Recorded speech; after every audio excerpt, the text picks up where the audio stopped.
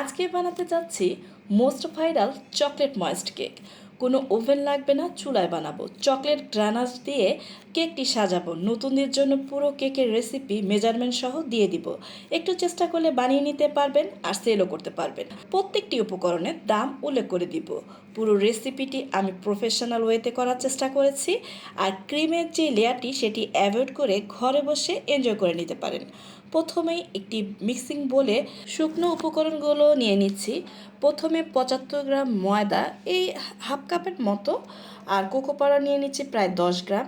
আমি প্রত্যেকটি কাপে প্রায় দেখিয়ে দিচ্ছি কতটুকু করে নিয়েছি। বেকিং পাউডার নিয়েছি 1 চামচ। স্বাদ বাড়ানোর জন্য নিয়ে নিয়েছি 1 প্যাকেট কফি। হাফ চামচ কফি দিবেন বাসায় যেটা রেগুলার ইউজের কফি থাকে সেখান থেকে।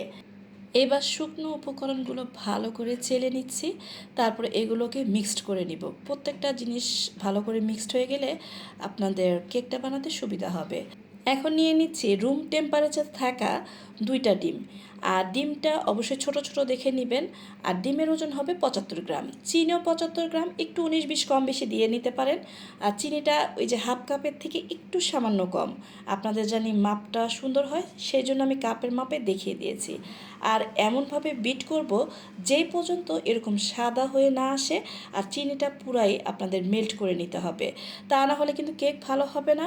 আর তেল নিয়ে নিয়েছি 75 গ্রাম। তেল এই যে ছোট্ট একটা কাপে দেখেছেন ঠিক এতটুকুই দিবেন।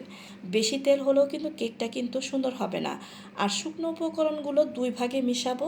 যখনই মেশাবো সাথে লিকুইড একটু ঠান্ডা দুধ মিক্সড করে নিব। এখন দিয়ে দিচ্ছি 2 টেবিল চামচের মতো লিকুইড দুধ। শুকনো উপকরণ অর্ধেক দিয়েছি, বাকি অর্ধেক আবারও দিয়ে এভাবে মেশিনের মাধ্যমেই বিট করে নিব। তা না হলে ভালো করে মিক্সড না হলে কেকটা প্রপার ওয়েতে ফুলবে না। তো হাতে স্প্যাচুলা দিয়ে যারা নতুন তারা সুন্দর করে মিক্সড করতে পারবেন না। অবশ্যই আমি যেভাবে করে দেখাচ্ছি সেভাবে করলে ভালো একটি রেজাল্ট পাবেন। তো বাকি যে উপকরণগুলো সেগুলো দিয়ে ভালো করে মিক্সড করে নিচ্ছি। আর এখন কফি ইমালশন 1 চামচ দিয়ে ভালো করে আবারও মিক্সড করে নিচ্ছি। তো যখন মিক্সড করছি দেখেন কিভাবে ঘুরিয়ে ঘুরিয়ে করছি। কখনোই কিন্তু উল্টা সাইড দিয়ে করবেন না, হাতটা যেদিকে যাচ্ছে ঠিক সেভাবে ঘুরিয়ে ঘুরিয়ে করবেন। তো প্রত্যেকটি জিনিসই বুঝিয়ে বলার চেষ্টা করেছি। আর চিনির দানা দেখেন পুরাই কিন্তু মেল্ট হয়ে গেছে। প্রত্যেকটি জিনিস আবারও সুন্দর করে এভাবে স্প্যাচুলা দিয়ে মিক্সচার করেছি যে প্রত্যেকটা উপকরণ সুন্দর করে মিলে গিয়েছে। এখন মোলটাও রেডি করে রেখেছিলাম। আমি আজকে 6 ইঞ্চি মাপের একটি মোল নিয়েছি, সেটার মধ্যে করছি। আপনারা হাতের কাছে যে ধরনের বাসায় সসপ্যান থাকে সেটা তো করতে পারেন। উপর থেকে এভাবে ঢালবেন, এটার ভিতরে যে হাওয়া বাবলসগুলো থাকে সেটা বের হয়ে যাবে।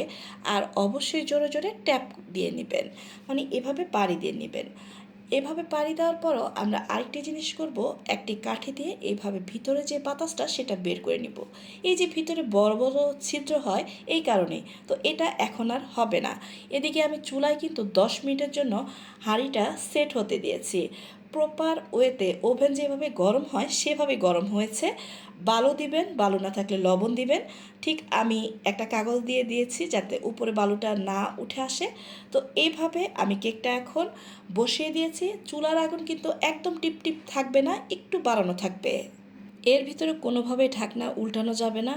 প্রায় 40 থেকে 45 মিনিটের ভিতরে একটা খুব সুন্দর সুঘ্রাণ আসবে, তখন বুঝবেন যে কেকটা হয়ে গিয়েছে। দেখেন আমি প্রত্যেকটা সাইড আপনাদেরকে দেখিয়ে দিয়েছি, আমার কেকটি হয়ে গিয়েছে। প্রায় 45 মিনিট লেগেছে। এবার বাকি যে জিনিসগুলো মেজারমেন্ট করতে যাচ্ছি সেগুলো করে নিয়েছি। আজকে চকলেট মিরর গ্লাসের আইটেমটি করব। উপর দিয়ে কেকের যে ডেকোরেশনটা, এর জন্য গরম পানির যে জিনিসটি নিয়েছি এটাকে ডাবল বয়লার মেথড বলে। আমি এখানে চকলেট দিয়ে দিয়েছি ডার্কটা 50 গ্রাম, আর হুইপ ক্রিম দিয়েছি 50 গ্রাম, নিউট্রোজেল দিয়েছি 1 চামচ, আর কর্ন সিরাপ দিয়েছি 1 চামচ। এগুলো গরম অবস্থায় দিয়েছি, একটু ভালো করে এবার মিক্সড করে নিচ্ছি। আর চুলায় যদি করেন কোনোভাবেই দেখবেন ভাপটা জানি কিনার দিয়ে বের হয়ে না আসে। বাটিটা ঠিক এভাবে আটকে দিতে হবে, এটার প্রসেস করার এইভাবেই। তো এভাবে আস্তে আস্তে করে মেল্ট করে নেবেন। তো আমি যেভাবে করেছি সেটাই দেখিয়ে দিয়েছি। আর একটু ছেঁকে নিয়েছি জানি দানাদার অংশটা না থাকে। আর আপনারা যদি চকলেট গানাশের আইটেমটি দিতে চান শুধু চকলেট আর হুইপ ক্রিম দিবেন, আর কিছু না দিলেও চলবে। আর এই যে উপরের মিরর গ্লাসের যে আইটেমটি, এটা পরে করলেও আমার মনে হয় ভালো হয়। আমি আগে করেছিলাম তাই ভুল করেছিলাম, কিন্তু এটা পরে করতে হবে। আর এই ফাঁকে কেকটি আমরা যেভাবে ঘুরিয়ে ঘুরিয়ে কাটছি সেভাবে কেটে নেবেন, অবশ্যই ঠান্ডা হওয়ার পরে কাটবেন। আর আমি 3টি লেয়ার করব তাই 3 ভাগে কেটেছি। তো দেখেন ভিতরে কি সুন্দর হয়েছে। আর আজকে এই কেকের উপরে যে প্রলেপটা দিব, মানে আরেকটি লেয়ার হবে, সেটা হবে বাটার ক্রিমের। সেটার জন্য আনসল্টেড বাটার নিতে হবে। ফার্ম ফ্রেশ আড়ং যেসব দোকানে পাওয়া যায় ওগুলো দিয়েও হবে, আমরা মায়াটা ইউজ করেছি, কেকের দোকানে এগুলো অ্যাভেলেবেল পাওয়া যায়। তো এদিক দিয়ে আমি এই যে মিরর গ্লাসে যে চকলেট সিরাপটা করেছি, এটার মধ্যে একটুখানি বাটার অ্যাড করে সুন্দর করে মিশিয়ে নিচ্ছি। বাটার ক্রিম করার জন্য 200 গ্রাম বাটার নিয়ে নিয়েছি। আর মিল্ক নিব, মানে ঠান্ডা লিকুইড মিল্কটা, মানে ঠান্ডা দুধটা 50 গ্রামের মতো। আইসিং সুগার 100 গ্রাম। এটা কিন্তু আপনাকে দোকান থেকে কিনে আনতে হবে, বাসায় যে সুগারটা আমরা মানে গ্রাইন্ড করি সেটা দিয়ে হবে না। তো এভাবে করে দুধের সাথে আইসিং সুগারটা মিক্সড করে এক সাইডে রাখছি, আর বাটারটা এদিক দিয়ে আমি বিট করে নিচ্ছি। বাটারটা যেই পর্যন্ত মানে কালারটা চেঞ্জ না হয় সে পর্যন্ত আমাকে বিট করতে হবে। আর তারপরে আস্তে আস্তে যে আইসিং সুগার আর দুধটা মিক্সড করে রেখেছি সেটাকে একটু একটু করে দিব, আর এটার সাথে বিট করে নিব। দেখেন কিভাবে আমি করতেছি, একটু একটু দিচ্ছি আর বিট করে নিচ্ছি। তো কেকটাকে যতটুকু সম্ভব সহজ করে দেখানো যায় আমি চেষ্টা করেছি। পুরো ডিটেলসে প্রত্যেকটি জিনিসের পরিমাপ আমি বলে দেওয়ার চেষ্টা করেছি, আর আমি যেভাবে করি সেটাই করার চেষ্টা করেছি। আর এই কেকটাকে ক্রিমের যে লেয়ারটা সেটা দেওয়ার পরে ফ্রিজে মিনিমাম 5 থেকে 6 ঘন্টা রাখতে হবে। তারপরে আপনাদের উপরে যে মিরর গ্লাসের যে জিনিসটি, চকলেটের যেই সিরাপটি, সেটি দিতে হবে। আর আমি কিভাবে একটু নিচে ক্রিম দিয়ে নিয়েছি, তারপর কেকটা সেট করে নিচ্ছি, একটি একটি করে কেকের মানে যে লেয়ার সেটা সেরে নিচ্ছি। তো আপনারা অবশ্যই স্ক্রিনে দেখানো এভাবে নিয়মে করে নেবেন। আর প্রত্যেকটি সাইডে সুন্দর করে ক্রিমটি এভাবে ঘুরিয়ে ঘুরিয়ে দিয়ে নেবেন। তো আমি যতটুকু সম্ভব দেখানোর চেষ্টা করছি, আর ঘুরিয়ে ঘুরিয়ে ক্রিমের লেয়ারগুলো দিয়ে দিচ্ছি। তো এক পর্যায়ে আমাদের কেকটি তৈরি হয়ে যাবে। তো এ ধরনের কেকের রেসিপিতে যদি কোনো সমস্যা থাকে আমাকে অবশ্যই কমেন্ট বক্সে জিজ্ঞেস করবেন, আমি যতটুকু সম্ভব মানে উত্তর দেওয়ার চেষ্টা করব আমার জানা মতে। তো অনেকগুলো কেকের রেসিপি বিভিন্ন চ্যানেলে আছে, আমি যতটুকু সম্ভব মানে সহজে দেখানো যায় সেটা চেষ্টা করেছি। শেষের যে স্টেপটি সেটি দিয়ে দিচ্ছি। আমি মোটামুটি বাসায় খাবো বলে হালকা ক্রিমের লেয়ার দিয়েছি, আপনারা আরও বাড়িয়ে দিবেন যখন সেল করবেন। নতুন যারা তারা আস্তে আস্তে কেকের এই ক্রাম কোটটি করা শিখবেন। আমাদেরও প্রথম প্রথম কষ্ট হয়েছে। তো এভাবে ঘুরিয়ে নিলে যখন প্রথম অবস্থায় মনে হবে কি হচ্ছে না, আপনারা প্র্যাকটিস করতে করতে হয়ে যাবে। আর প্রথম কেকই যদি নষ্ট হয় কোনো রকম ঘাবড়াবেন না, আবার চেষ্টা করবেন। বানাতে বানাতে আপনি বুঝে যাবেন যে আপনার কোন জায়গায় সমস্যাটা হচ্ছে।